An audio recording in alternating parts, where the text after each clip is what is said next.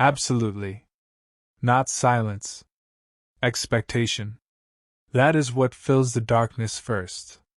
Because true silence does not exist, not at night, not when the human mind is awake, and not when something else is listening. There is a fragile lie we tell ourselves when the sun goes down.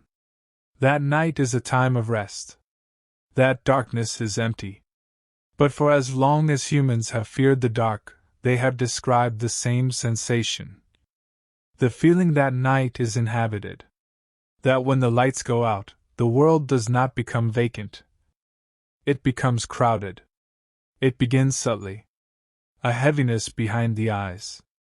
A tension in the spine. That irrational urge to turn around. Even when you know nothing should be there. And yet, you hesitate. Because some instincts are older than thought. Across centuries, witnesses have struggled to articulate what they saw. They describe outlines without substance. Forms that absorb light rather than reflect it. Figures that appear solid but feel unfinished, as though reality itself failed to complete them. They stand where shadows should fall. But do not. They are not ghosts in the traditional sense. They do not announce themselves. They do not seek acknowledgement. They simply exist. Silent, patient, observing. These encounters do not announce catastrophe. They whisper it. And once the whisper is heard, it cannot be unheard. Tonight, we step into the accumulation of these moments. Into experiences repeated too often, described too consistently, dismissed too easily. Because when thousands of people, separated by distance, language, belief, describe the same impossible figure, at what point does coincidence collapse? And what if these shadows are not intrusions, but residents? The house where Tim Brown lived was not remarkable. That is important. No creaking Victorian architecture. No history of violence. No whispered rumors. It was the kind of place where nothing happens. Which is why what followed unraveled him so completely. That evening unfolded without incident. Dinner dishes left to dry. A television turned off mid-program. Lights dimmed one by one as the house prepared for sleep. Tim sat alone in the living room, half aware, half lost in thought. And then, the room changed. Not visibly. Not immediately. But something in the atmosphere tightened. The way air does before a storm. The way animals freeze before danger they cannot see. Tim felt it before he saw anything. A pressure. An awareness. His eyes drifted instinctively toward the corner of the room. And that is where the rules broke. At the edge of the lamplight, darkness pooled unnaturally. Not cast. Not stretched. Gathered. Within it stood a form that did not belong to the room, or to the world Tim understood. It was tall. Rigid. Perfectly still. No facial features. No movement. Yet its presence was overwhelming. The shadows around it appeared thicker, denser, as though the air itself had been bruised. Tim's breath caught in his throat. His mind raced for explanations. Light distortion. Exhaustion. A trick of peripheral vision. But the longer he stared, the more wrong it felt. This wasn't something his mind was inventing. This was something his mind was recognizing. The temperature dropped. Not gradually. Instantly.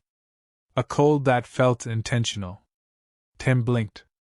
The figure did not vanish. He shifted in his chair. The figure did not react. And that was the worst part.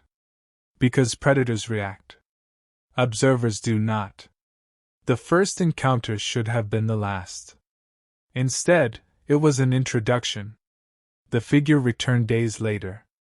Then again. Then again. Never on a schedule. Never in the same place twice. Sometimes it appeared halfway down the hallway. A silhouette framed by darkness. Sometimes it stood near doorways, partially concealed, as though respecting boundaries Tim could not see.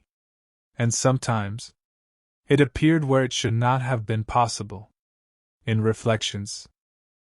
A dark shape standing behind him in a window that showed an empty yard. A figure hovering just outside perception in a mirror, gone the moment he turned. Each appearance was accompanied by the same sensations. The sudden cold. The heaviness in the chest. The certainty of being observed with purpose. By now, Tim could make out more details. Or rather, the lack of them. The figure wore something unmistakable. A wide-brimmed hat, sharply defined against the darkness. The Hat Man. A shape that should have been ridiculous. But wasn't. Sleep disintegrated. Tim began staying awake until exhaustion forced him into brief, fractured rest. Dreams blurred into waking moments. Waking moments felt staged. The house no longer felt neutral. It felt aware. Lights seemed dimmer than they should be. Shadows lingered too long. Rooms felt occupied even when empty. And through it all, the figure never moved. Never approached. Never retreated. As though distance meant nothing to it. Searching for answers became an obsession. Tim read until his eyes burned. Accounts from strangers echoed his experiences with terrifying precision. Different ages. Different countries. Same description. Same hat. Same behavior. Some encounters occurred during illness. Others during grief. Some during moments of transition, new homes, births, deaths. A recurring theory emerged. That the Hat Man appears when boundaries weaken. Between sleep and waking. Between fear and awareness. Between life and something else. And the more Tim learned, the more a single thought took hold. What if this presence had not arrived? What if it had always been there? The night everything escalated arrived without mercy. Wind screamed through the neighborhood. Rain hammered the house like a warning. Lightning ripped the sky open in violent pulses of white. Inside, Tim sat in darkness. No lights. No distractions. Waiting. Because instinct told him. Tonight would be different. The air grew colder. The house fell silent. And somewhere in the dark, something stepped closer. Only the sound of breathing. Slow. Uneven. Too loud in the dark. Tim lay on his back, rigid beneath the covers, his eyes locked on the corner of the room he had learned to fear. It was no longer just darkness. It was occupied. That corner had become a place. A destination. Night after night, his gaze returned to it against his will, drawn by something deeper than curiosity. Something instinctive. Something ancient. He did not move. Because movement felt dangerous. The room was wrong. Not visibly. But fundamentally. The air had changed. It pressed against his skin like damp fabric, heavy and cold, seeping into his bones with deliberate slowness. This was not the chill of night air. This cold had intent. The shadows in the corner began to respond. They thickened. Darkness folding into itself like a wound closing in reverse. Edges blurred, then sharpened again. The shadows were no longer resting on the walls. They were gathering. Tim's heartbeat thundered in his ears as the darkness began to rotate, swirling inward as if pulled by an unseen gravity. And then, the void opened. From that impossible density, something stepped forward. The Hat Man. Not drifting. Not appearing. Emerging. The figure detached itself from the darkness and stood at the foot of Tim's bed, fully formed, towering, absolute. It felt closer than any of the previous encounters. Too close. Outside, the storm reached its peak, as if the sky itself were reacting to what had entered the room. Wind screamed against the house. Thunder rolled so deep it vibrated the floorboards. Lightning split the darkness, and in those violent flashes Tim saw the figure in horrifying clarity. The hat sat low and wide, casting a deeper darkness where a face should have been. Its shoulders were unnaturally broad. Its body impossibly still. This was no shadow clinging to the wall. This was something standing inside his world. And then, the eyes opened. Two faint glimmers ignited within the darkness of its face. Not reflections. Not light. Awareness. They glowed softly, yet felt endless, like staring into something that did not begin and did not end. Tim wanted to scream. His body refused. Those eyes did not express emotion. They did not threaten. They assessed. As if weighing him. As if deciding. The Hat Man slowly lifted one arm. The movement was unnaturally smooth, like a gesture rehearsed over centuries. Its hand extended. A single finger pointed directly at Tim. There was no ambiguity. No mistaking the intent. That gesture carried weight. An accusation. A summons. An invitation. The air thickened until breathing felt optional. The room seemed to shrink inward, walls pressing closer, time stretching thin and unstable. In that frozen instant, Tim understood something that filled him with terror far deeper than fear. This was not the first time the Hat Man had done this. And it would not be the last. When the figure vanished, it did not fade into nothingness. It withdrew, as if stepping back behind a curtain Tim could no longer see. The shadows loosened. The cold receded. The storm outside moved on. But Tim remained awake. Staring. Because something inside him had been permanently altered. Fear was no longer enough to describe what he felt. Fear was passive. This was engagement. The Hat Man had acknowledged him. And that meant one thing. Answers were no longer optional. Tim's search for understanding consumed him. He did not look for comfort. He did not look for reassurance. He looked for truth, no matter how disturbing.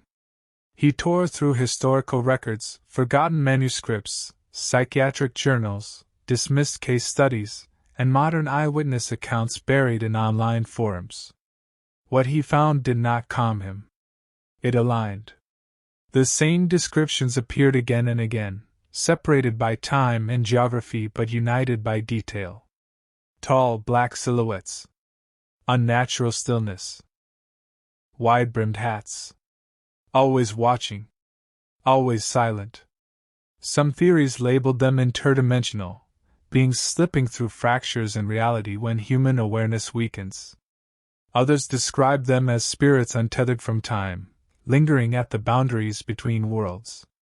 More unsettling were the psychological interpretations, suggesting these entities were reflections of the mind confronting something it was never meant to perceive. But none of the explanations accounted for the consistency. The precision. The shared gestures. The pointing. The Hat Man was not a random hallucination. It was a recurring figure. A role. And roles exist for a reason. Within the wider phenomenon of shadow people, patterns begin to emerge. They are rarely seen directly. Almost always glimpsed at the edge of vision, where certainty breaks down. The moment attention turns toward them, they disappear. This fleeting nature has fueled centuries of debate. Are they tricks of perception? Or do they exist in the narrow gap between observation and recognition? Across cultures, shadow beings appear under different names, cloaked in different interpretations, but their behavior remains eerily similar. In some traditions, they are treated with cautious reverence, entities that must not be acknowledged, lest acknowledgement invite retaliation. In others, they are feared outright. Because not all shadow encounters end with observation. Historical records and modern testimonies alike describe encounters that cross a terrifying threshold. Physical interaction. Victims recount being shoved without warning, hands unseen, force undeniable. Others describe scratches appearing on skin, bruises forming without explanation. Most disturbing are the nocturnal attacks. People awaken suddenly, unable to move, unable to scream. To find dark figures standing inches away, pressing down on their chests, crushing breath from their lungs. An invisible weight pins them in place. Cold fingers brush their skin. The sensation is not dreamlike. It is immediate, overwhelming. And when the encounter ends, the fear does not. Because these experiences challenge the most comforting assumption of all: that shadow people are merely watchers. What if they are capable of more? What if observation is only the beginning? What if some of them are waiting for permission? Tim's research did not bring closure. It brought escalation. Because the more he learned, the clearer one truth became. The Hat Man was not unique. But his interest in Tim might be. And somewhere, beyond the limits of human sight, something was still paying attention. At some point, denial collapses. There is a moment, quiet, unavoidable, when the human mind is forced to accept that what it fears is not merely strange, but dangerous. By the time researchers, witnesses, and historians began comparing notes, one realization surfaced again and again. These figures were not confined to observation. They were capable of reaching out. From the darkness. From the corners. From places where light hesitates. They touched. They pushed. They pressed. And when they did, fear transformed into certainty. Because imagination does not leave bruises. The phenomenon known as shadow people is not singular. It is not uniform. It is a spectrum, wide, unpredictable, and deeply unsettling. Some encounters are fleeting. A shape slipping away the moment it is noticed. A silhouette dissolving as attention sharpens. These leave behind confusion, unease, doubt. But others linger. They stand still for too long. They appear too often. They behave as if they are aware of being perceived. And in the darkest cases, they interact. These are the encounters that fracture certainty. Hands that shove victims backward without warning. Scratches appearing on skin where nothing touched. An overwhelming weight pinning bodies to beds in the dead of night. Witnesses describe paralysis, not just physical, but existential. The sensation that something has entered the room that does not belong to this world, and does not care if it frightens you. The shadow people phenomenon, taken as a whole, does not offer a single explanation. It offers a warning. These appearances blur the boundary humanity clings to most desperately. The line between the natural and the impossible. Because once that line dissolves, reality becomes negotiable. And something else gains permission. Across cultures and centuries, humans have tried to frame these encounters within stories. To contain fear by naming it. Folklore became a map. A way to navigate the darkness without fully understanding it. And in those stories, shadow figures appear again and again. Not as accidents, but as messengers. In ancient belief systems, shadow beings were often described as spirits caught between worlds. Souls unable, or unwilling, to move on. They were thought to linger where emotions ran strongest. Battlefields. Burial grounds. Homes marked by grief. Their unfinished business tethered them to the living world like an anchor. To encounter one was not always considered evil. But it was never considered safe. In other traditions, shadow figures were something far more intentional. Guardians. Sentinels placed at thresholds where human curiosity should not wander. sacred groves, ritual sites, places where the veil between realms thinned to a fragile membrane. These shadows were not meant to be engaged. They were meant to be respected, because crossing them meant crossing something else entirely. European folklore took a darker view. Throughout the British Isles, shadowy figures were woven into tales of fate and misfortune. Their appearance was said to precede death, not cause it, announce it. They stood at crossroads, outside bedroom doors, at the foot of beds, silent witnesses to futures already decided.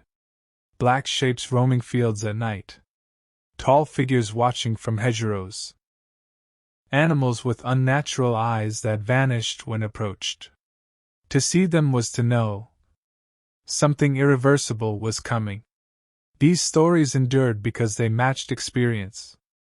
People saw the shadows, and then tragedy followed. Elsewhere, the meaning softened, but never vanished. Among certain indigenous traditions, shadow beings were regarded as ancestors, not intruders, visitors. They appeared during moments of transition, birth, death, grief, transformation. They did not reveal themselves fully because full revelation was believed to be harmful. Their presence was subtle, peripheral, a reminder that the living walk alongside the unseen. To acknowledge them openly was to invite imbalance. To fear them excessively was to misunderstand their purpose. Yet, even in these traditions, respect was born from caution. Because power, no matter how benevolent, is never harmless. Modern thought has tried to strip the mystery from these encounters. Psychology offered one explanation: that shadow people were projections of trauma, stress, or suppressed fear, manifesting visually when the mind reaches its breaking point. Others expanded the theory, suggesting these figures were archetypes, symbols rising from the collective unconscious, shared across humanity regardless of culture. But these explanations fracture under scrutiny. Hallucinations do not behave intelligently. Symbols do not appear independently to thousands of unrelated people. And ideas do not point back. The gesture reported by witnesses, the direct acknowledgement, suggests intent, awareness, choice. That realization gave rise to far more disturbing speculation. What if shadow people are not born from the human mind, but revealed by it? What if they exist alongside us, occupying a layer of reality just beyond our perception? Invisible not because they are imaginary, but because our senses were never meant to detect them. There is a theory so unsettling that many refuse to linger on it for long. Not because it sounds impossible, but because it sounds correct. It suggests that the shadow figures reported throughout history are not born of death, nor madness, nor fear itself. They are visitors, not from distant stars, but from places far closer and far stranger. Realms layered against our own like overlapping transparencies. Worlds occupying the same space, yet separated by imperceptible barriers. Dimensions existing in parallel, governed by laws we were never meant to perceive. In ancient times, these realms were described as spirit worlds, fairy lands, shadow kingdoms, places one could stumble into but rarely return from unchanged. Modern language has replaced myth with mathematics. Physicists speak of higher dimensions, folded realities, vibrating frequencies, entire universes hidden just beyond sensory reach. Different words, same implication. Reality is not singular, and sometimes it leaks. In Tim's case, the Hat Man did not behave like a creature constrained by physics. It did not walk from one point to another. It did not obey distance. It arrived. One moment, absence. The next, presence. As if space itself had been skipped, bypassed, or ignored entirely.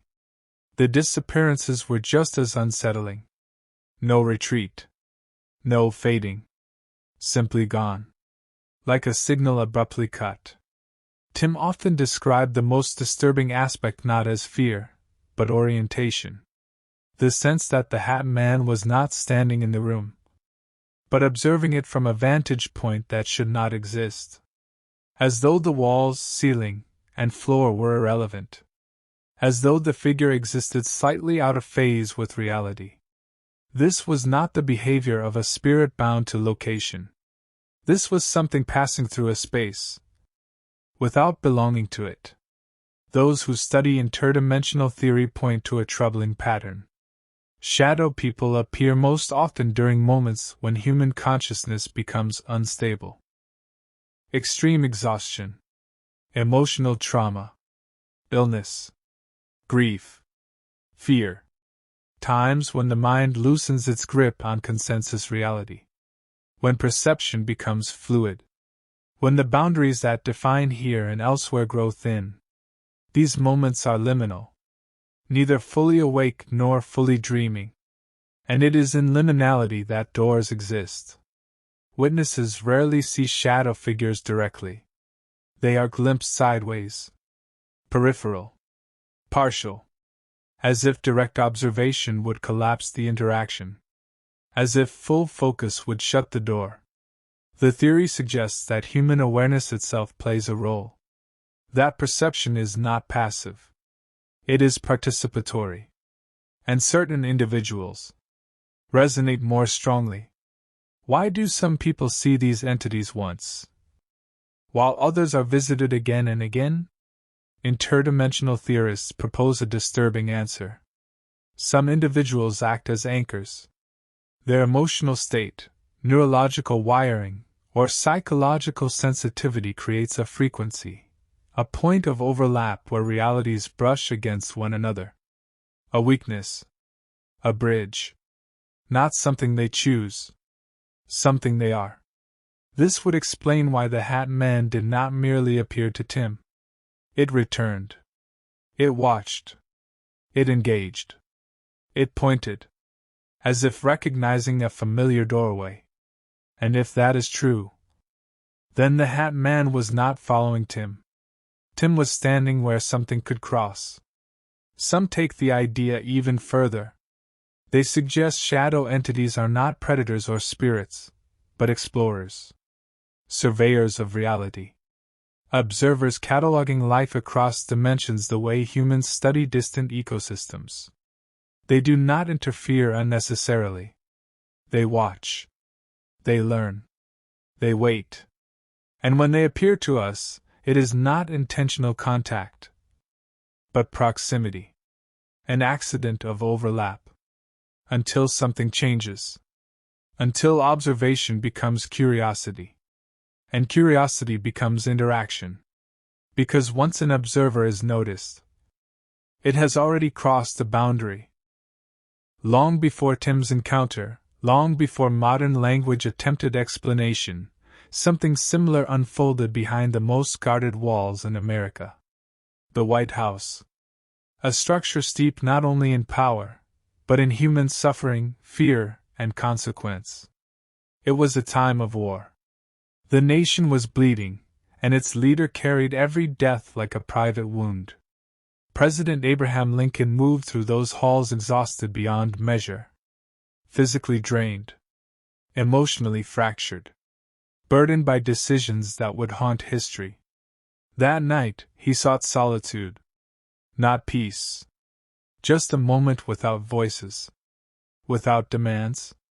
Without the weight of destiny pressing down on his shoulders. His quarters were dimly lit, the air thick and unmoving. History lingered in those walls like a presence.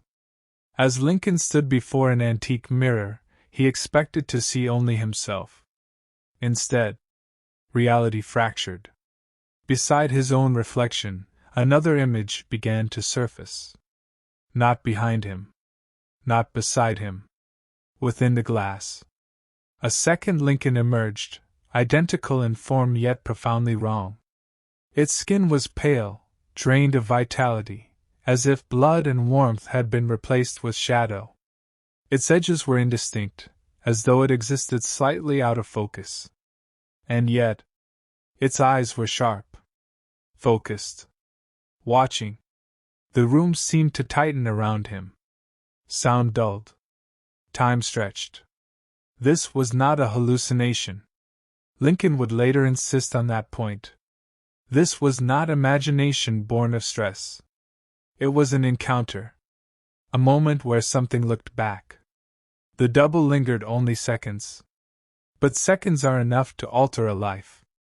Then it vanished. The mirror returned to normal. The room fell silent. But Lincoln did not shake the feeling that something had crossed a boundary. That he had seen. Not a ghost. But a version of himself from somewhere else. A shadow self. A reflection drawn not from the past, but from another layer of existence. In the days that followed, the image haunted him. Two reflections. One solid. One fading. Some would later interpret the vision as an omen. Others as a symbol of division. But there is another possibility. One far more disturbing. What if Lincoln did not see death?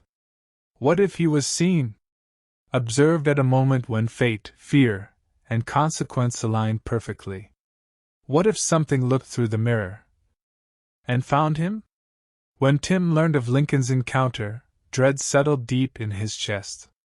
Because the double in the mirror behaved the same way as the Hat Man. Silent. Observant. Aware. Not haunting a place, but intersecting a moment. And that raised a final, unbearable thought. What if shadow figures do not attach to locations, but to people standing at critical thresholds? Moments of change. Moments of collapse. Moments where reality itself trembles. If that is true, then the Hat Man was not random. It was not accidental.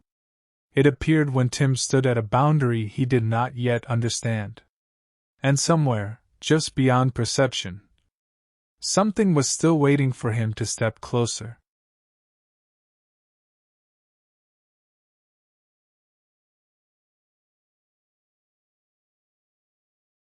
The image clung to him, not as a memory, but as a presence. It stretched long shadows across Lincoln's thoughts, settling into the quiet spaces where reason usually reigned. This was no passing illusion, no harmless trick of tired eyes. It felt deliberate, as though the mirror had not reflected, but revealed. A thin window had opened, just long enough for something on the other side to be seen, and perhaps to see him. Lincoln returned to that moment again and again in his mind. The room, the mirror, the second face. A version of himself stripped of warmth and color, standing at the edge of existence like a negative carved from his own soul. He could not shake the sense that the vision carried weight. Meaning. A message delivered without sound. Night after night, as candles guttered low in his study, Lincoln found himself staring into the dark glass of windows, polished surfaces, any reflective plane. Waiting. Not hoping. Waiting. He was a man trained to confront harsh realities, to wrestle with consequences, to accept that the world was shaped by forces often beyond control. But this did not feel political. It felt cosmic. Folklore whispered explanations his rational mind resisted. Stories as old as civilization spoke of doppelgangers. Shadow selves that appeared when fate was already sealed. In these tales, the double was not a companion. It was an announcement. To see one's spectral twin was to glimpse the future's silhouette, already standing in place.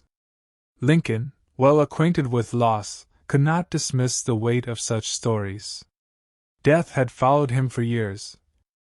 In letters, in battle reports, in the eyes of grieving families. Now it seemed to stand behind him in the glass. When he spoke of the vision to Mary, Her reaction unsettled him more than the apparition itself. She did not laugh. She did not doubt. Her face tightened with a fear she had known too often. Mary Todd Lincoln lived with grief like a constant companion. Personal tragedy had carved deep channels in her spirit, and spiritualism offered her solace, a way to believe that loss did not mean annihilation. To her, the unseen world was not distant. It was close. Breathing. Listening. When Lincoln described the second reflection, Mary's thoughts turned immediately to omens. To signs. To warnings whispered through the veil. She spoke of spirits appearing before great calamities. Of visions granted not to frighten, but to prepare. And that frightened her most of all. The Lincolns already lived beneath crushing weight. The nation bled daily. The Civil War tore through families, towns, and faith itself. Every decision Lincoln made sent young men to their deaths. Every victory was soaked in sorrow. Against this backdrop, the apparition in the mirror felt less like coincidence, and more like alignment. As though the universe itself had leaned in close. As though something ancient had chosen this moment. This man. To mark. Within the White House, the atmosphere shifted. Nothing overt. Nothing spoken aloud. But those who moved through its halls sensed an unease they could not name. Whispers traveled carefully. Eyes lingered too long. The story of the mirror, shared only in confidence, took root among those who knew old superstitions. A spectral double. A fading reflection. An image half here, half elsewhere. In quieter centuries, such tales might have been dismissed. But this was not a quiet time. This was an era where death arrived daily by the thousands. An era where fate felt close enough to touch. And in such times, omens carry weight. As weeks passed, the vision refused to loosen its grip on Lincoln's mind. It evolved. What once felt strange now felt inevitable. The apparition no longer existed only in memory. It became symbolic. A marker. A reminder that something had already been set in motion. The mirror had shown not what might happen, but what was already unfolding. Sleep came fitfully. Personal tragedy had carved deep channels in her spirit, and spiritualism offered her solace, a way to believe that loss did not mean annihilation. To her, the unseen world was not distant. It was close. Breathing. Listening. When Lincoln described the second reflection, Mary's thoughts turned immediately to omens. To signs. To warnings whispered through the veil. She spoke of spirits appearing before great calamities. Of visions granted not to frighten, but to prepare. And that frightened her most of all. The Lincolns already lived beneath crushing weight. The nation bled daily. The Civil War tore through families, towns, and faith itself. Every decision Lincoln made sent young men to their deaths. Every victory was soaked in sorrow. Against this backdrop, the apparition in the mirror felt less like coincidence, and more like alignment. As though the universe itself had leaned in close. As though something ancient had chosen this moment. This man. To mark. Within the White House, the atmosphere shifted.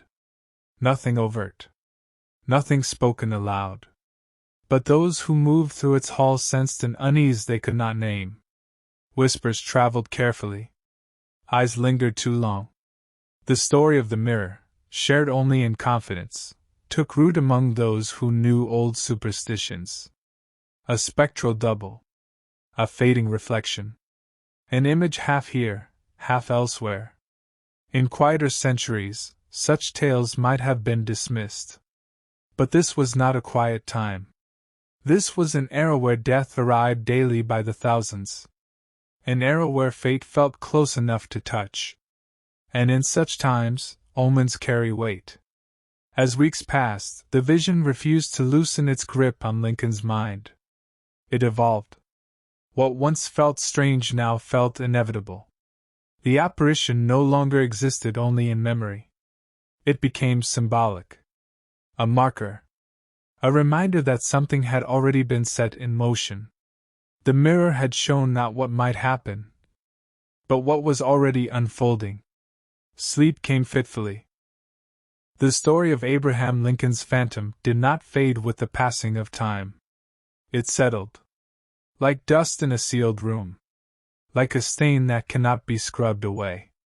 It remains one of the most disturbing intersections between documented history and the unseen, a moment where the machinery of reality faltered just long enough to reveal something watching from the other side. This was not a campfire tale. Not a rumor. Not folklore born of exaggeration. It was a first-hand account from a man whose words reshaped history. And that is what makes it terrifying. Because if such a moment could intrude upon the life of a president, a man surrounded by reason, power, and scrutiny, then nowhere is insulated from the shadows. Lincoln's encounter endures not because it is unique, but because it is recognizable. A silent double. A presence that does not speak.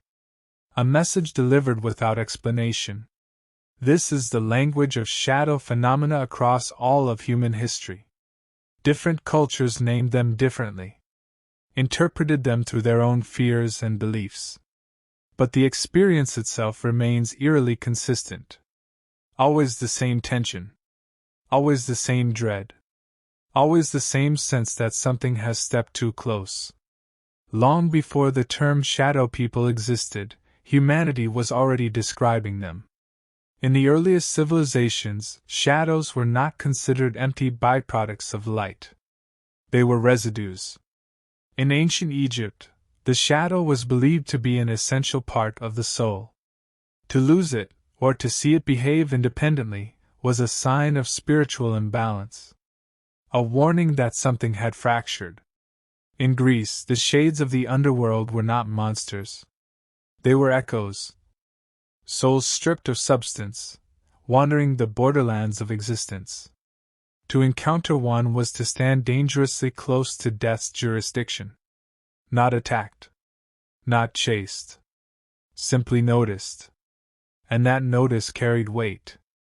Across Asia, shadow figures took on new identities, but not new intentions. Japanese folklore speaks of beings that manifest as distorted silhouettes, living shadows that influence human fortune. They appear suddenly. They vanish without explanation. And they always leave something behind. Fear. Misfortune. Change. In Chinese traditions, shadow spirits are described as beings caught between realms. Unable to pass on. Unable to fully return. They wander. They linger. They observe.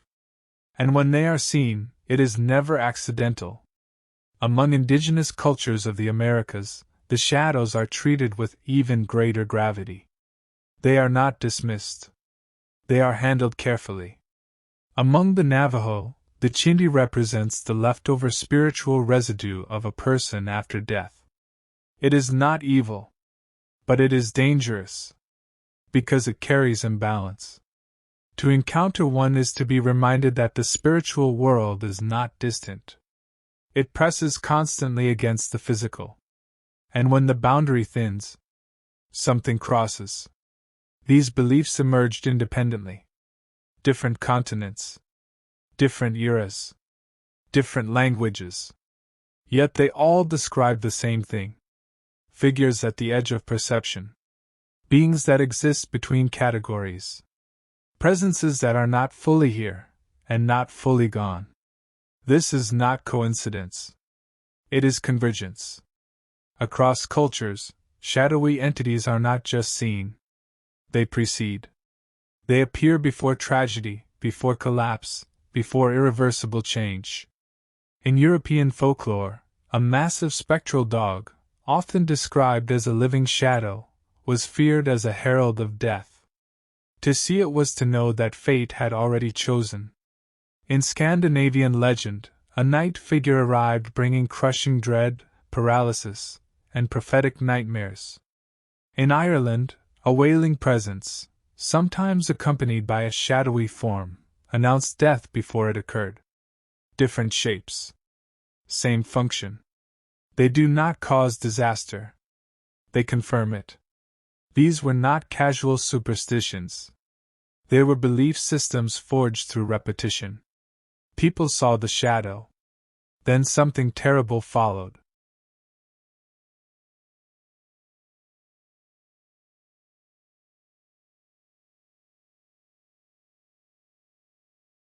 Again. And again. And again. Over centuries, the pattern became impossible to ignore. Which brings us back to Lincoln. His apparition behaved exactly like these ancient omens. It did not threaten him. It did not interact. It appeared. It lingered just long enough to be understood. And then it withdrew. History followed. In retrospect, the vision no longer feels symbolic. It feels procedural. As if something arrived to mark him. To witness a turning point where destiny hardened into inevitability. After Lincoln's assassination, the story of the mirror returned with horrifying clarity. What once seemed strange now felt inevitable. The pale double. The fading image. The sense of a life already halfway elsewhere. It was no longer just a story. It was a warning that had gone unheeded. And this realization carries a far more disturbing implication. If shadow figures appear at moments of great upheaval, if they linger at the edge of fate, then they are not random. They are not mistakes. They are witnesses. And perhaps, participants. The shadow people of modern encounters may not be new at all. They may be the same phenomenon humanity has always seen, filtered through different beliefs, different languages, different fears. A single, ancient presence wearing many masks. If that is true, then the shadows at the edge of our vision are not empty. They are crowded with history, with intention, with patience. And the most terrifying thought of all is not that they watch us. It is that they always have. If shadow people are echoes of ancient beliefs, if they are the modern masks worn by something humanity has feared since its earliest nights, then Sarah Mills did not discover them. She was discovered by them. By the fifth night, Sarah no longer pretended it wouldn't come. Denial had collapsed under repetition. She lay awake long before midnight, staring at the ceiling, listening to the slow ticking of the clock as if it were counting down to something irreversible. Every sound felt amplified. Every shadow seemed to lean inward. The moonlight no longer comforted her. It betrayed her. Casting long, distorted shapes across the walls, transforming ordinary furniture into looming silhouettes. And then, the room shifted. Not visually. Not immediately. But the air thickened, heavy and stale, as though the room had sealed itself shut. Sarah's chest tightened. Her body knew before her eyes confirmed it. The figure was there. At the foot of her bed. Exactly where it always appeared. Silent. Perfectly still. Waiting. Her heart pounded so violently she was certain the sound would draw it closer. She tried to move her fingers. Nothing. Tried to turn her head. Nothing. The paralysis wrapped around her like invisible restraints, pinning her in place with surgical precision. This was not panic. Panic implies chaos. This was control. The shadow's outline was clearer now, taller than before, broader at the shoulders. Its edges rippled subtly, as if it did not fully belong to this dimension. And yet it was undeniably there. She felt its attention settle on her like weight. Not hunger. Not rage. Interest. That realization shattered her. Night after night, the ritual repeated. The figure never approached, never touched, never spoke. It didn't need to. Its power lay in its certainty. Sarah began to notice patterns. The figure always appeared at the same time, always stood in the same place, always left without warning, and always. It left her changed. Her days blurred together, exhaustion hollowing her out from the inside. She avoided her bedroom whenever possible, dreading the approach of night. Sleep became a battleground she always lost. Friends noticed the change. Her voice lacked conviction. Her eyes carried permanent shadow. But how do you explain something like this? How do you tell someone that every night, a shape made of darkness comes to claim your attention? Sarah searched for answers. At first cautiously, then obsessively. She read about night terrors, sleep paralysis, hallucinations caused by stress. The explanations felt hollow. Too small. Too clean. They did not account for the consistency. They did not explain the presence. They did not explain why the figure felt so aware. And then she found the stories. Whispers buried in forums. Anonymous confessions posted at 3 in the morning. Descriptions that mirrored her experience with terrifying precision. Figures at the foot of the bed. Paralysis. Oppressive weight. An overwhelming sense of being watched. She was not alone. And somehow, that made it worse. As the weeks passed, something inside Sarah began to fracture. The fear changed shape. It deepened. She realized she was no longer just afraid of the figure. She was afraid of what it was doing to her. Her sense of time warped. Her dreams bled into waking hours. Sometimes, she felt watched even in daylight. Mirrors unsettled her. Dark corners seemed to pulse with possibility. Worst of all, she began to feel anticipation. Not hope. Something darker. A terrible curiosity. What would happen if she fought it? What would happen if she tried to speak? What would happen if it stepped closer? One night, the paralysis loosened. Just slightly. Enough for her fingers to twitch. Enough for her breath to hitch. The shadow was there, unchanged, unwavering, but the air felt different. Charged. As if the rules had shifted. Sarah focused every ounce of will she had left. She tried to scream. Her throat burned. No sound came. The figure did not react. But something changed. She felt it. The pressure intensified. The room darkened further, as if light itself were being drained. And then, the figure leaned. Not a step. Not a movement. A subtle inclination forward. Acknowledgement. Recognition. Sarah's terror exploded into something primal. This was no hallucination. This was an interaction. When the figure vanished, Sarah sobbed until dawn. Because she understood now. The shadow was not random. It was not accidental. It had returned too many times. Stood too patiently. Observed too carefully. It was not just appearing. It was studying. And that realization introduced a far more horrifying question. What happens when it finishes learning? Sarah Mill's ordeal would not end quickly. In fact, this was only the beginning. Because when shadow people choose someone, they rarely do so without reason. And somewhere in the darkness, something had already decided she was worth watching.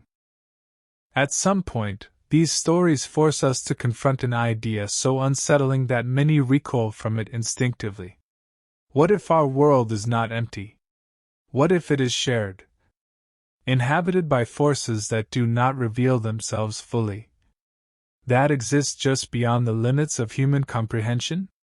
As we descend deeper into these accounts, a disturbing pattern begins to take shape. The encounters differ in detail: faces, forms, settings, interpretations. But at their core, they all circle the same experience: a confrontation with the unknown. And that confrontation is not merely paranormal. It is profoundly psychological. These are not just tales meant to frighten. They are intimate journeys into the fragile relationship between the human mind and what lies beyond its control. They force us to look inward even as we look into the dark. Among the many theories attempting to explain shadow people, one stands apart. Not because it diminishes the terror, but because it deepens it. The theory of subconscious manifestation. This perspective does not deny the reality of the encounters. It reframes them. It suggests that shadow people may not be intruders from elsewhere alone, but reflections projected outward when the human mind is most vulnerable, especially during sleep paralysis. Sleep paralysis is a state where consciousness awakens, but the body remains locked in immobility. The mind hovers in a liminal zone, balanced precariously between dream and waking reality. In this state, fear has no filter, imagination has no boundaries, and perception becomes dangerously malleable. During sleep paralysis, the brain can generate vivid hallucinations, figures, sounds, presences so real they feel undeniable, shadowy silhouettes, pressure on the chest, the sensation of being watched. To those experiencing it, these moments are not dreams. They are invasions. And within this twilight of consciousness, the mind may externalize its deepest anxieties, giving shape to fear itself. The shadow people seen in these moments could be manifestations of buried terror, unresolved stress, or psychological trauma. Not imaginary, but terrifyingly real to the experiencer. This idea is not new. Historical records describe similar encounters stretching back centuries. Medieval texts speak of night demons that sat upon sleepers' chests, stealing breath and instilling terror. Ancient cultures described shadowy entities that appeared during sleep, feeding on fear or despair. The interpretations varied. Demons, spirits, curses. But the experience remained consistent. Humans awakening unable to move. A presence in the room. A certainty of being watched. Today, psychology offers language where superstition once ruled. But understanding does not diminish the horror. It complicates it. Because this theory does not dismiss shadow people as not real. It suggests something far more unsettling. That these experiences arise from a convergence. The physical body immobilized. The mind suspended between worlds. And fear given form. A collision of the psychological and the paranormal. In this light, shadow encounters become mirrors. Canvases onto which the subconscious paints its darkest truths. And those truths can be more vivid than reality itself. From this perspective, encounters like Sarah Mills take on a haunting new dimension. The shadow at the foot of her bed may not only be an external entity. It may also be the embodiment of unresolved tension, buried dread, or emotional fracture. A manifestation of something long suppressed finally breaking through when the conscious mind releases its grip. Not a sign of weakness, but of vulnerability. And vulnerability is the doorway through which many things pass. This theory forces an uncomfortable question. Where does the external end? And the internal begin? If the mind can create experiences indistinguishable from reality, then what separates imagination from intrusion? And if shadow people exist at that boundary, what does that say about the nature of reality itself? The year was 1995. For John Roberts, life had begun to collapse inward. Personal crisis had stripped away stability, leaving him adrift in long, sleepless nights filled with regret, anxiety, and isolation. His home, once familiar, now felt hollow. Shadows seemed deeper, silence heavier. And in that silence, something stirred. It began subtly. A sensation rather than a sight. John felt it before he saw it, a prickling awareness at the edge of his vision. In the darkest corner of the living room, the shadows behaved strangely. They shifted. Not flickering with light. Not moving with sound. But gathering. At first, John dismissed it. Fatigue. Stress. A mind frayed by hardship. But night after night, the presence returned. And each time, it felt more deliberate. The figure had no clear features. No face. No limbs. Just an unmistakable outline. A silhouette darker than the surrounding darkness. It stood still. Watching. Not threatening. Not retreating. Its stillness was what unsettled him most. As if it were waiting. As if it had all the time in the world. A chill crawled up his spine every time he noticed it. His instinct screamed to look away. To deny it. To rationalize. And yet, with each passing night, the figure's presence became harder to ignore. Its outline sharpened. Its weight in the room intensified. John wondered if this was another shadow person. One of the entities so often linked to fear and foreboding. But something about this presence felt different. Not aggressive. Not malicious. But heavy. Charged. As though it carried meaning he could not yet grasp. Was it born from his fractured state of mind? A projection of despair and exhaustion?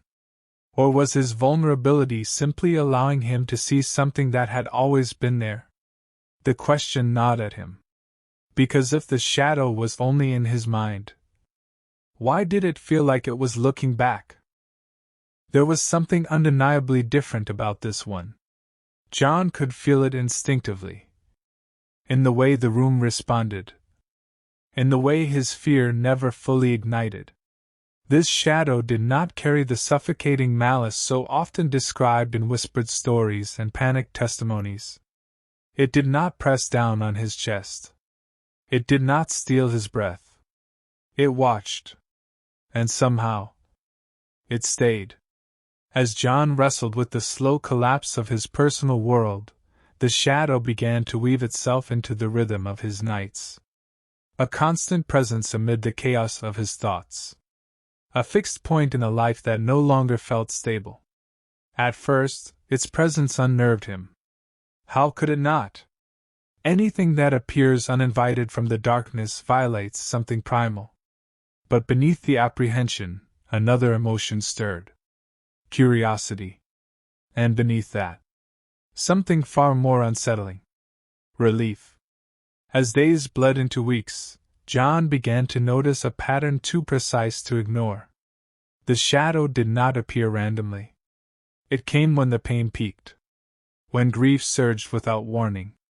When memories hit like blunt force. When loneliness wrapped around his chest and refused to loosen its grip. On those nights, the shadow arrived. No announcement. No sound. Just presence. At first, it stayed at the edges.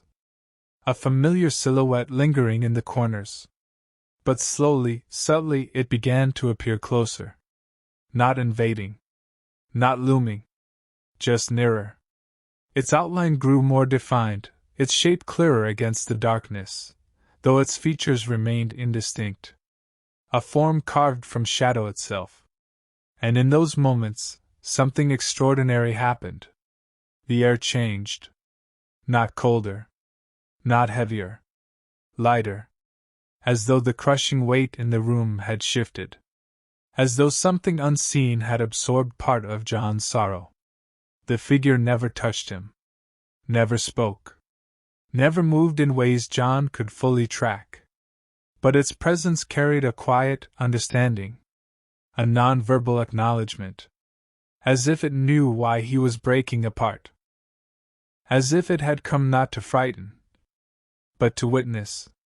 On one particularly brutal night, when loneliness clawed at him with suffocating intensity, John collapsed onto his bed, the room echoing with the hollow silence of his grief. The shadow stood at the foot of the bed. Still. Steady. And for the first time in months, John felt something wash over him that he hadn't felt in a very long time. Calm. Not happiness. Not joy. But a fragile easing of the pain. Like pressure slowly released from a wound. The room, once a prison of memories and regret, softened. For a brief moment. It felt like sanctuary.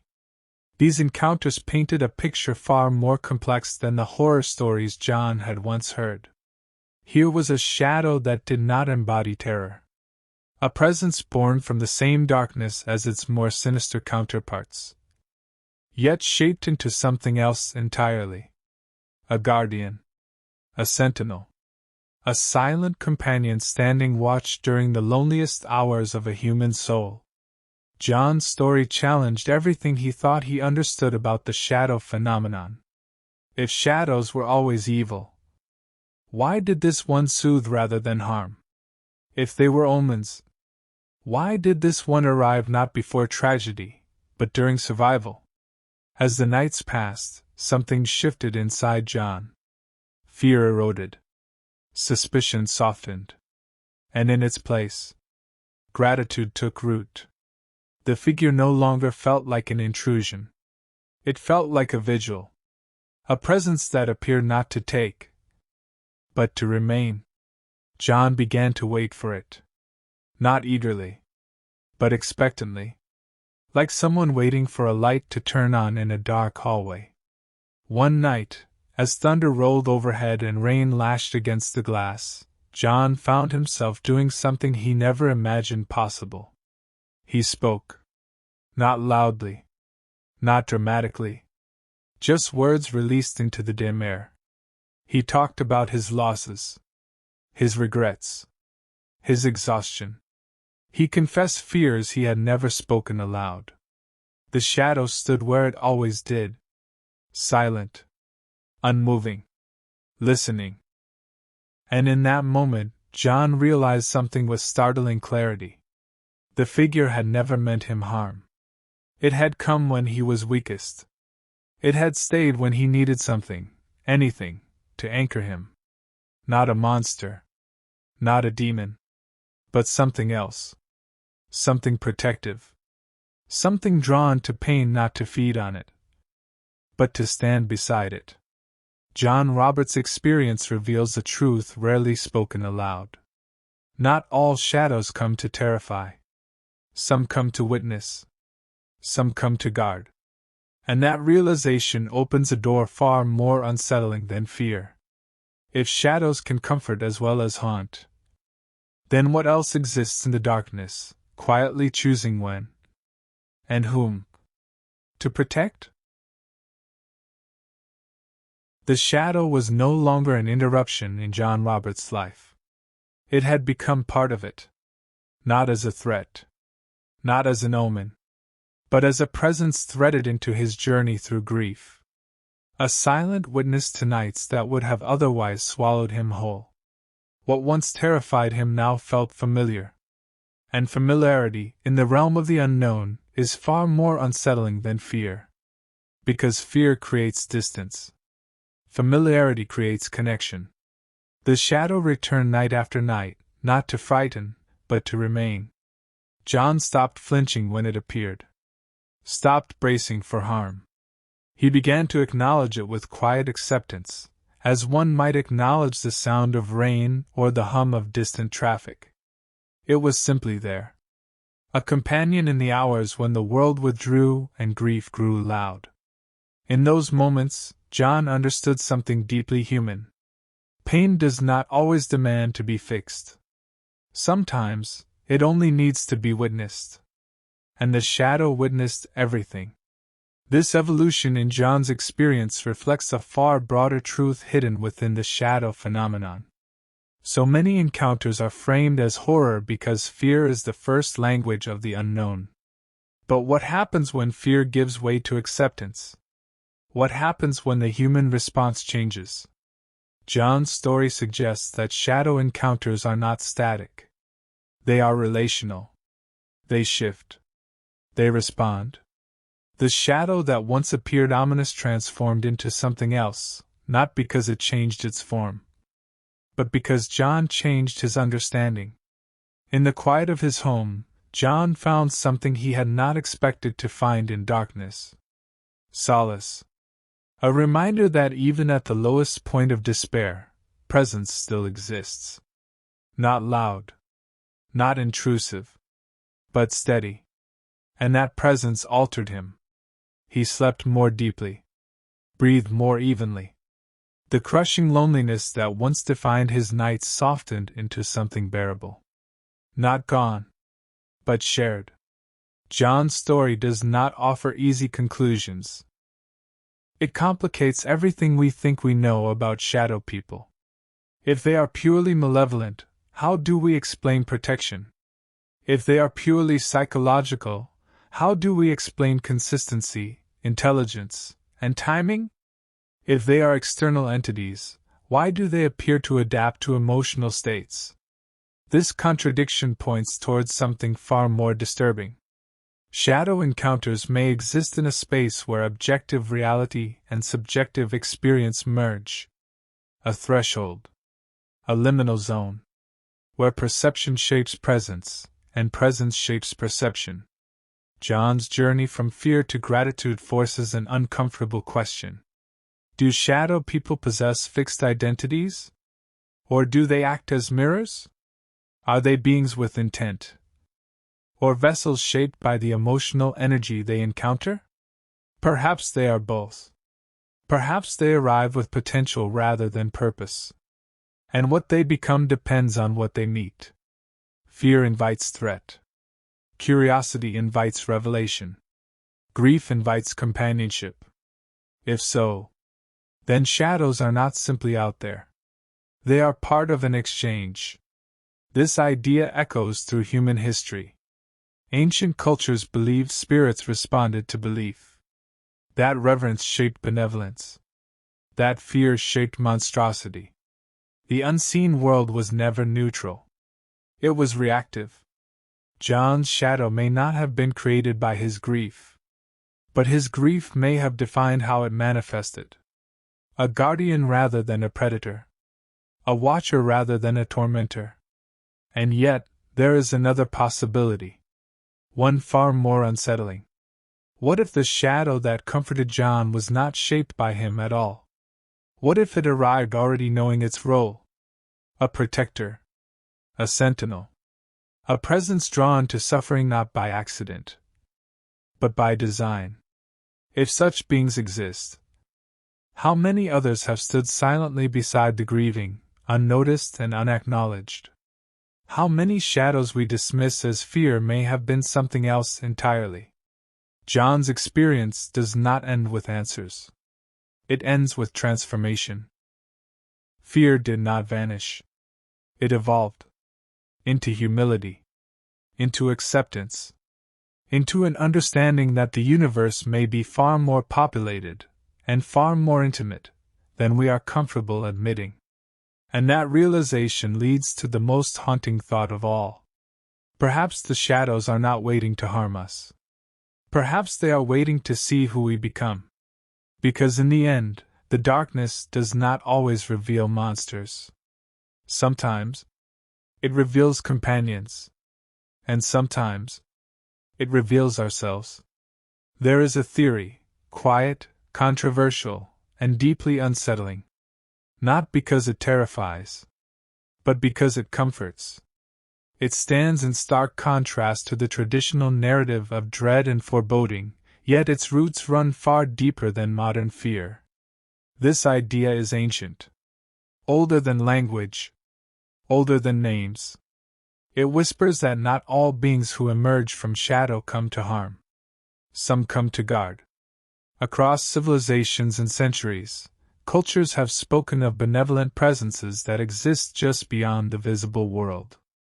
In the ancient traditions of the East, ancestral spirits are believed to linger near the living, watching, guiding, intervening only when necessary.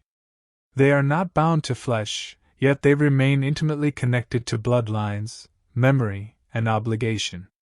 They appear not in brilliance, but in subtlety, at the edge of perception. Similarly, within many Native American belief systems, there exists the concept of spirit guides. Entities that walk beside individuals during moments of crisis, transformation, or loss. They do not announce themselves with spectacle.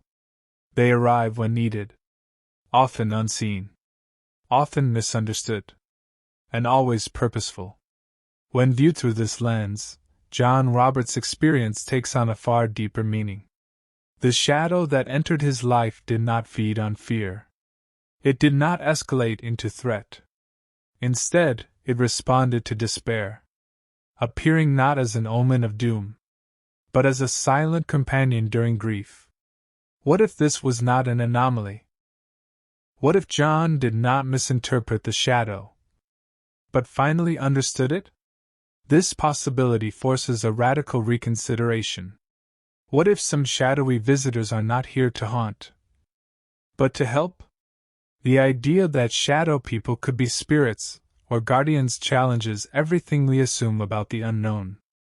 It suggests a world where the boundary between the living and the spiritual is not sealed, but permeable.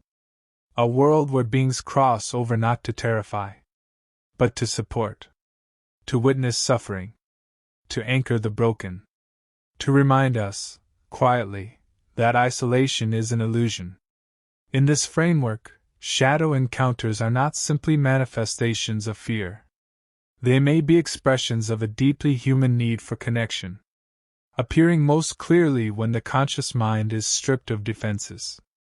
In moments of vulnerability, moments of loss, moments where strength gives way to honesty. Perhaps the shadows we glimpse are not empty voids, but occupied spaces, places of sanctuary, of protection, where unseen guardians stand watch from the periphery of reality. This theory does not erase the horror. It complicates it. Because if shadows can comfort as well as terrify, then the unseen world is far more complex than we dare imagine. And that complexity was about to reveal itself in a way no one expected. The year was 2010. For Emily Carter, life had been tranquil, predictable, even. No obsession with the paranormal. No fascination with folklore. Just routine. Until one evening, routine broke. Emily sat alone in her living room as night settled gently outside. The house was still, the air calm. Then she noticed it. A faint disturbance at the edge of the room. Not movement. Coordination. At first, she dismissed it as shifting light. Shadows bending under the influence of fatigue. But the darkness did not behave like shadow. It organized. From the corners of the room, figures began to emerge. Not one. Not two. Many. They detached themselves from the darkness with deliberate precision, as though form itself were optional. Emily's breath caught in her throat. These were not solitary watchers. They were not fleeting anomalies. They were together. The figures moved with purpose. Some gestured toward one another. Others stood motionless, as if listening. There was communication happening. Silent. Fluid. Unmistakable. A language without sound. A gathering. Emily watched, frozen between fear and wonder. What struck her most was not their presence, but their behavior. There was no aggression. No rush toward her. They did not react to her awareness. It was as though she had stumbled into a meeting not meant to be observed. A congregation of beings existing parallel to her world. interacting freely in a space humans were never meant to see occupied. Their movements were graceful, deliberate, not chaotic, not predatory, intelligent, intentional. The longer she watched, the more her sense of reality began to dissolve. This was her living room, her furniture, her walls. And yet, this scene belonged somewhere else. A world layered directly over her own. Alive with its own rules. Its own inhabitants. Its own unseen order. The figures did not remain long. They withdrew the same way they had appeared. Not fading, but disengaging. The room returned to normal. Silence reclaimed the space. But Emily did not. Because she understood something now with chilling clarity. The shadow world was not empty. It was populated.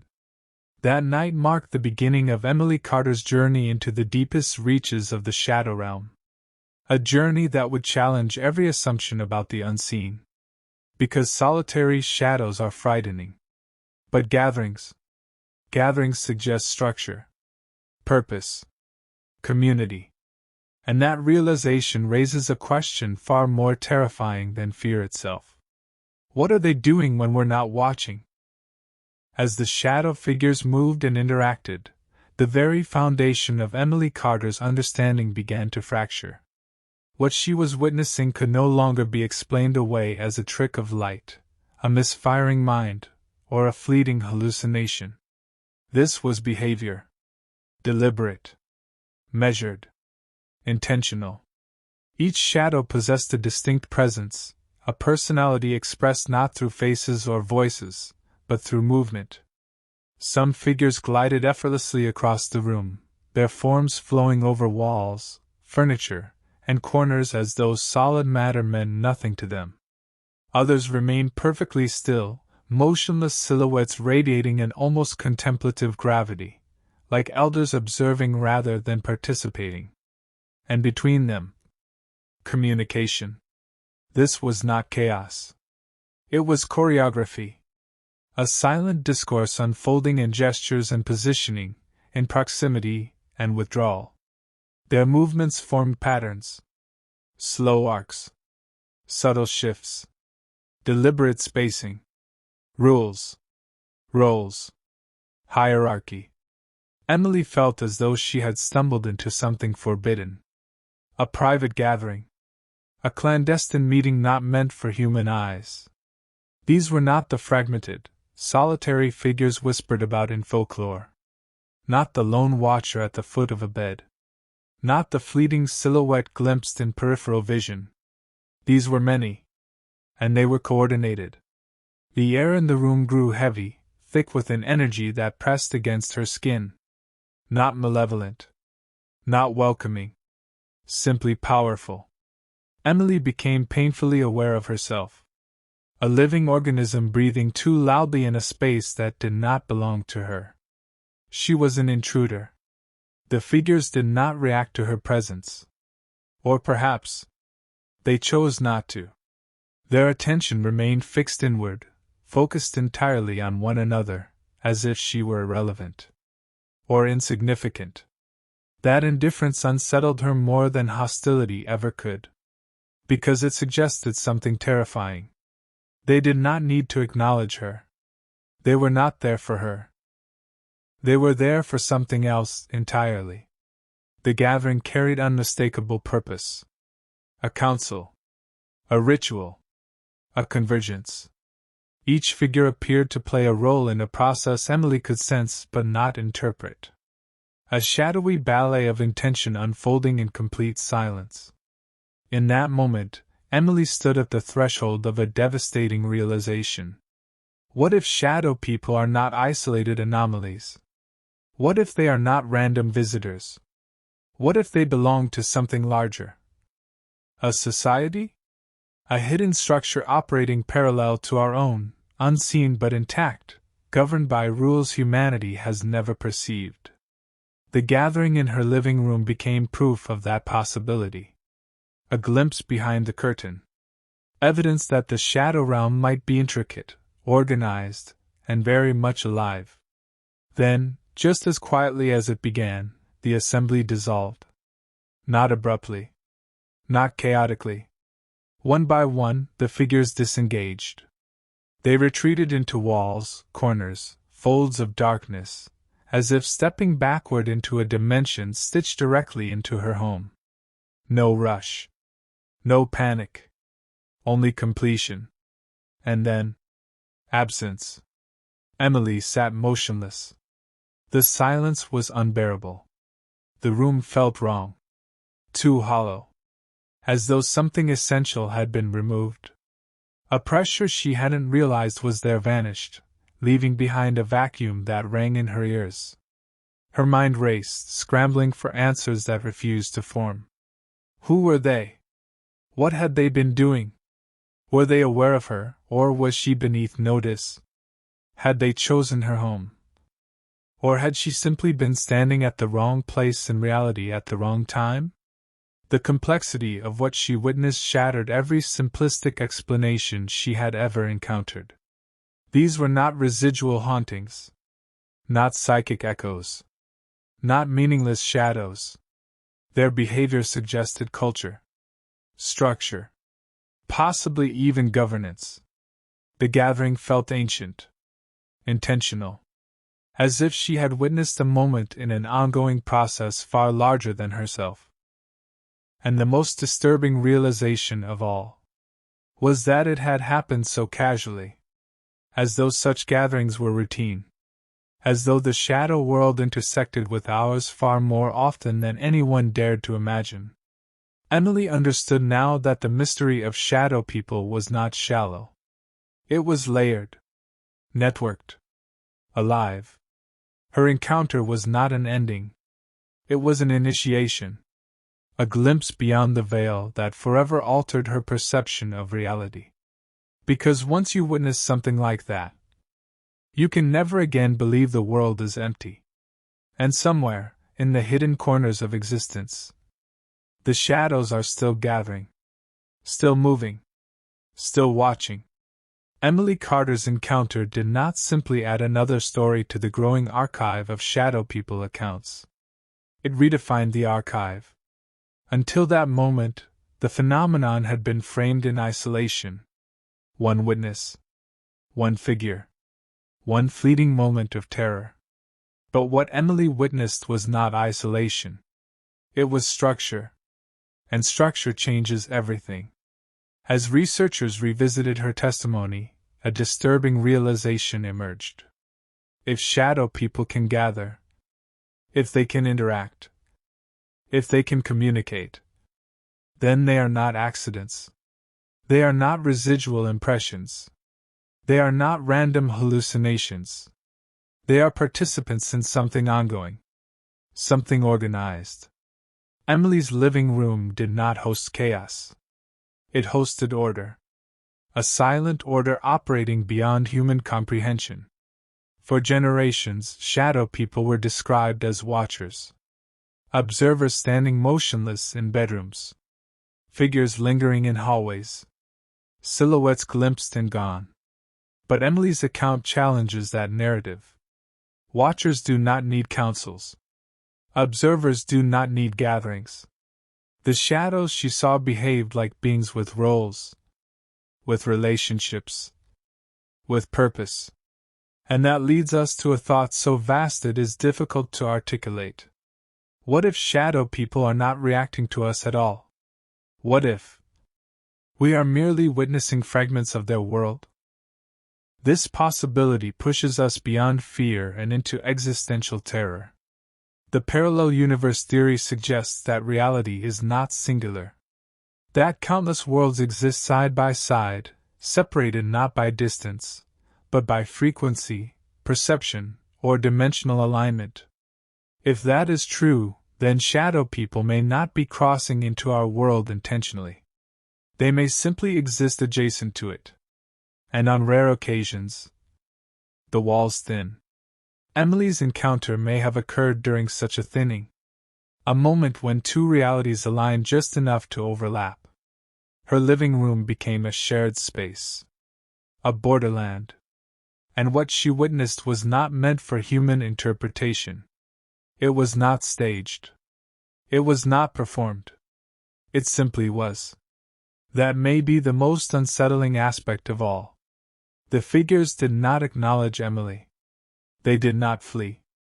They did not react. That indifference speaks volumes. Predators notice prey. Observers notice subjects.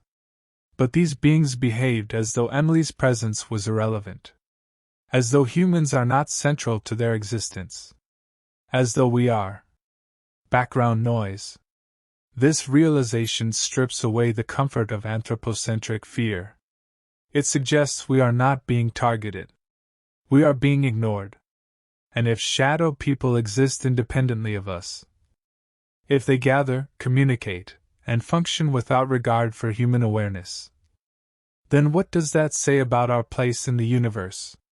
Perhaps shadow encounters are not warnings, not hauntings, not messages. Perhaps they are accidents of proximity.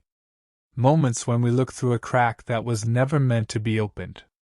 When viewed together, the stories form a pattern too consistent to dismiss. The Hat Man standing silently at the edge of sleep. The guardian shadow that comforted John Roberts. The gathering that unfolded before Emily Carter. Each experience contradicts the next. And yet they coexist within the same phenomenon, which suggests something deeply unsettling. Shadow people may not be a single type of entity. They may be an ecosystem. An ecosystem implies diversity. Roles. Functions. Observers. Guardians. Wanderers. Assemblies. Some shadows terrify. Some comfort. Some ignore us entirely. Just as humans evoke fear, kindness, indifference, or cruelty depending on context. Perhaps shadow people are no different. This realization dismantles the idea of simple explanations. Shadow people are not one thing. They are not bound to one theory. They exist at the intersection of psychology, folklore, physics, and something unnamed. They force us to confront a universe that is layered, crowded, and largely indifferent to our understanding. As we step back from these accounts, we are left not with answers, but with awareness. An awareness that reality may extend far beyond what our senses evolved to perceive. That the darkness at the edge of our vision may not be empty, but occupied, structured, alive. And when the lights go out tonight, when your room settles into stillness, when the silence feels slightly too intentional, remember this. Not every shadow belongs to you. Some belong to worlds you were never meant to see. And sometimes, they see you first.